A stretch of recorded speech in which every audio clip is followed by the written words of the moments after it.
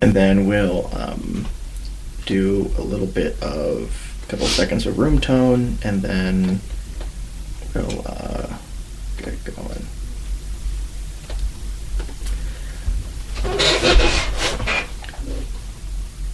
That was not room tone, that was just feature.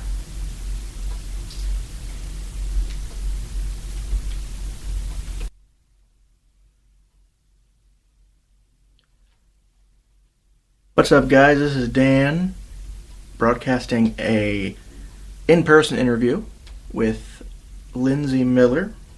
Linsey is a MFA colleague of mine. Welcome to the show, Linsey. Hi, thank you.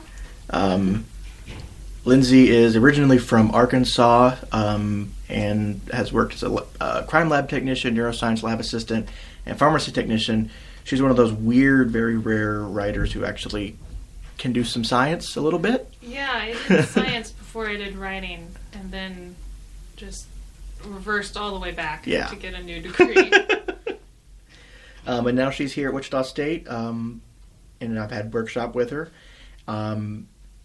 You may know her from her fantasy duology, Mask of Shadows and Ruin of Stars. That began in 2017 and finished last year. Yes, right? Finished August. in August. Her next book coming out, we'll talk about in a little bit, is a standalone fantasy inspired by France that'll come out in 2020. Yes. So, let's talk a little bit about that background a little bit. So you, your degree's in biology, right? Yeah. Okay. I majored in biology, originally was pre-med. Uh-huh.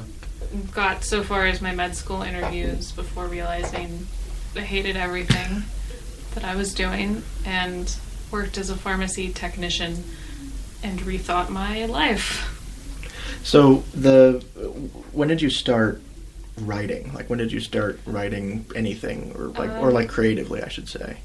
As a child, I wrote a bunch of fan fiction. Oh, that's good. As I think most have now. What can you tell us? What you? Nope. Okay. I will never. Not even the fandoms. Divulge. Law and Order, Criminal Intent. Wow. Wicked. Okay. Harry Potter. Nice. Everyone's got a bit of Harry Potter fanfic. Yeah. Everybody of our generation has has done. We've all touched, Yep. And then there's always that weird fandom where you're like, I did one for it, and then I never went back. Yeah, there's always the one that does the best, though, from my experience. Yeah. I don't know. Because that fandom's usually really starved for content. Yeah, I would. Not that I still read fan fiction of my favorite things, but I would really like for some of my fandoms. Hello. Oh. We've got 45 minutes of recording on that. Oh, the danger. What's up? Do you know what the book is for next week? It is.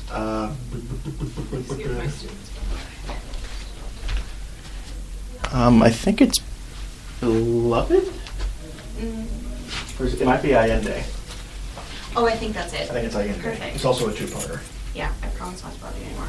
Yeah, thanks for knocking. Sorry. It's fine. This is the dangers of being in an office. Yeah. Okay. What would you like to have more fan fiction of, you were saying? Really, any fandom. Any fandom? Any of my fandoms. Yeah. It's all like 8 fan fictions total. And we're very pro fan fiction. Our one of my co-hosts is a fanfic author. It's like her primary writing right now. Excellent. And we think fanfic's a fantastic genre to itself and a great bridge to writing. Yeah. So how did that bridge? If you started with fan fiction, how did it bridge into creating your own worlds? It weirdly didn't.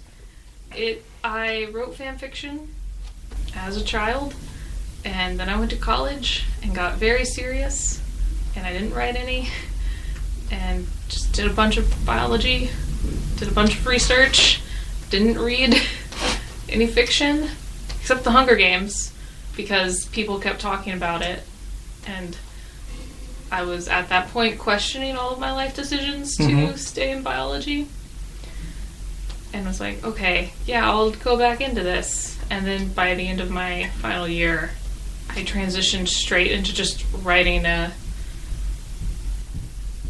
pretty rough book based on a Dungeons and Dragons world I created but never got to DM. Okay. And that's not Mask of Shadows? No. Okay. It's the It's one of those pre-Mask of Shadows. one of those marginalia, okay. Yeah, I wrote like a terrible book, and then I wrote a less terrible book, and then I wrote Mask of Shadows. Okay. Something you release later on when you're really famous and you just need some cash, right? Nope.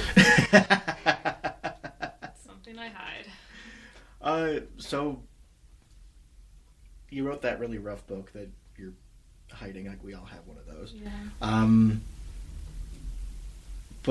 And so you had this, but it was inspired by a D&D campaign. Yeah. And you're publishing now in fantasy. How did you get to fantasy?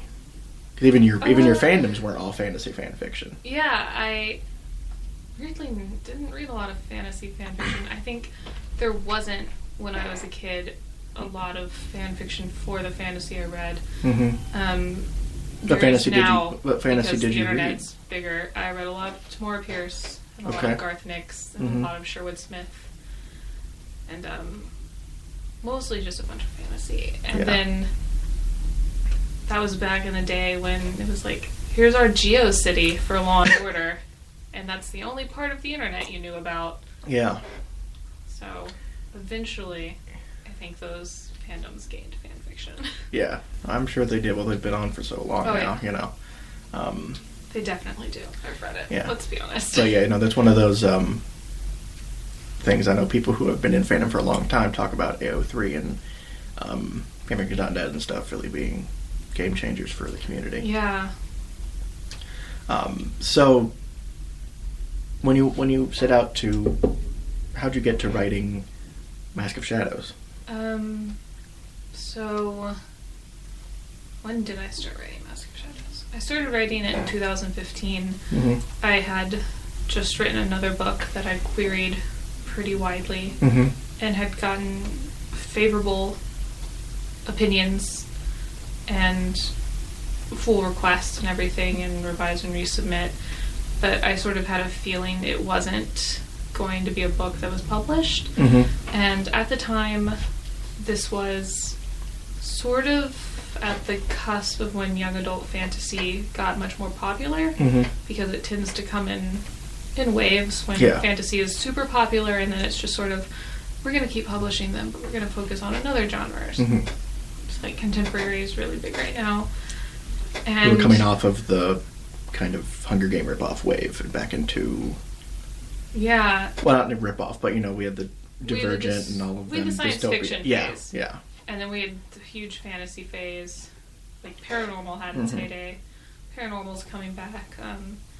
Now we're in contemporary again. And fantasy is sort of always on that low. It's always going to be published, but sometimes it's in waves. And I was like, this is never going to be published. Yeah. I need you to write something different.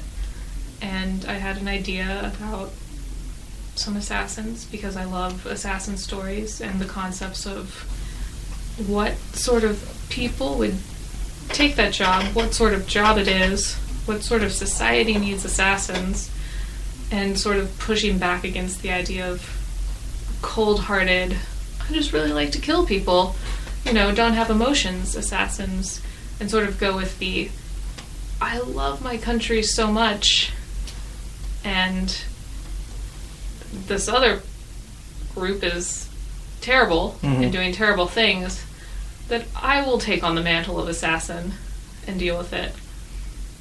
And so that was something I wanted to explore, and I had an idea, I guess it's not really a gimmick, but of each assassin being named for a Ring the Queen wore, because I thought that was that's something catchy to just cling to, and also something realistic, because we name things after hilarious stuff every day. Oh, yeah. So I sort of ran with it from there. Yeah. So you started with that, and you knew you were going to get into YA, it sounds like. Yes. How did you... That sounds like a difficult idea to retrofit to YA, because it's... And it could... I mean, I know that it's... Weirdly with assassins. Wasn't. Really? I mean, there was a lot that got cut in the end by my editor, but... So, when it was published in 2017, and it was in edits for most of 2016. and bought that year too. So now we see a lot more dark fantasies very in. Yeah. And you can get away with a lot more gore and grossness. And like, here's my bag of teeth. Here's a limb I just severed. Stuff like that. So you can do a bunch in YA. It can't be gratuitous. Yeah. I would say, and it's more of the violence that you have in YA needs to have a full circle moment of why it's there. So when I was writing Mask of Shadows, all of the violence I tried to make have a full circle effect of like, if Sal's the main character is going to kill someone right now, that moment has to come back later, and they have to deal with it emotionally or legally. Yeah. So with that, I'm curious. I don't know. I think we've talked about it a little bit before. Where does your background play into your writing now? Where does your training as in medicine and in biology, does that play into your ability to write violence or gore or anything? I would hope so. So the scene that got cut from Mask of Shadows was a dismemberment scene. That would be, yeah. In which Sal walked through how hard dismembering someone is. And like stabbing someone, that's really tiring. Strangling someone with your hands, also super tiring. So one of the things I wanted to deal with was the actual technicalities of being an assassin and what it meant to have to kill someone and not leave a track that you did it, and how you would do that when you're like 5'6" and can't lift someone bigger than you and hide a body, and the answer is dismemberment. And I didn't want to gloss over this horrible thing that was happening, so Sal sort of walked through it. And so my background did play into that part. There were some poisons in Mask of Shadows that my background played into. More so, it comes in handy when I'm world building. It's like in Mask of Shadows, it never really comes up, but they have germ theory because the magic advanced medical science before it advanced industrial science. So they have a working germ theory. In my 2020 book, which is Belle Revolte, one of the characters is actually training to be a sort of physician. So it's playing more into that, and the world building is much more sort of a miasma theory thing. So my background in biology comes more into play when I'm setting up the world and what the characters know and how they approach their own bodies and what they want to do. Although I will say Belle Revolte definitely deals with the idea of back in the day when we were all like, well, rich people can't be sick. We definitely have clean hands. How dare you make us wash them? Because that's something I still can't get over. How did Mask of Shadows, how did that come into getting published? You'd already had some experience querying. How did that... Yeah, I was querying. That book is called Pox, just for ease. I've been querying Pox for a while and had rewritten it and knew it wasn't happening. So then I wrote Mask of Shadows and edited it for a while. I had a mentor who helped, from Jesse Devine, and they're great. And then I was sort of waiting for all of my Pox queries to come back for me. Because I didn't query anything else for a few months, and I'm still waiting on some full requests and queries and rejections and stuff. And then I did a pitch contest on Twitter just to test out my pitch for Mask of Shadows and be like, let's see if this elevator pitch is worth it. And Rachel Brooks, who is my agent now, and was at that point at the L. Perkins agency, saw it and requested that I query her. So I did. I was like, hey, I have another query out for another book. You're not really supposed to cross the streams, I guess, when you're querying. And so I just was upfront about it, and she was like, great. And then a week later, she was like, I'm going to call you. I was like, oh, boy. So this was actually over the holidays in the new year. So I had a chunk of 3 weeks where I had to panic mass send out emails to everyone who had the query for Pox, apologize and say, I've got an offer of representation for a totally another book, different book you've never heard of. and then see if they wanted it